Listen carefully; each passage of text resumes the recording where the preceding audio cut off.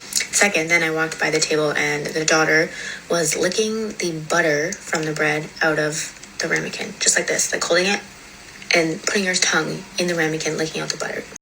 This brought back a memory that needs to be shared. Don't look at my morning hair. Anyway, I've been a server bartender for a few years. I'm just gonna preface this by saying, please get to know the owner of the restaurant that you frequent, whoever he, she is, see what's going on in here, see what kind of morals they got going on, because people do some really grimy things, and you wouldn't think they do. Anywho, I was looking for a new job a couple of years back, and it was kind of like right before the pandemic stuff started going on, and I had gotten an interview at a very nice Italian restaurant in the area, and it was very fancy, upscale, expensive. I had to wear like a button-up long sleeve. I had to wear a tie. Very nice. Anywho, so I go, I've been there for maybe like an hour, and I've already seen a couple of things where I'm just like, but I just kind of let it go. They weren't huge deals. It was just kind of like, okay, you know, I don't think a fancier place would be doing some of these things, but all right. Anywho, they start with baskets of bread for the tables. So it's this nice, pretty little woven basket. They put a dinner napkin inside of it, stack some bread, a couple little butters in, fold it up, give it to the table when they first greet them.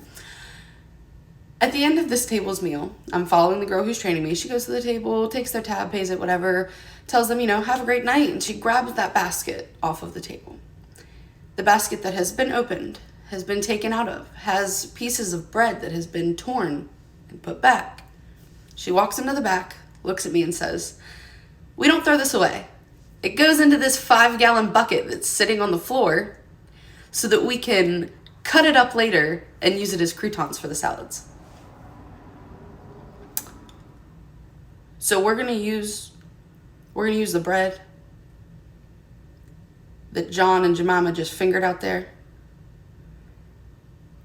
and we're gonna slice it up and put it on Katie's salad. Now stop, because how do you know? How do you know someone wasn't sitting there sucking up all on their fingers, knuckles deep in their nose, and then touching up on that bread, and then y'all's gonna cut it up and put it on someone? And I know there's gonna be somebody that's like, oh, it's going in the oven, it's killing the germ. I draw a solid line on that one. I don't care how long you cook somebody's snot for. I don't want it on my bread. Okay. I can't. I definitely didn't work there. I left right after seeing that. I told the girl I was very uncomfortable, didn't want to waste her time or mine, and I was dipping out. Yeah, so just know, not everyone thinks the same way that you do.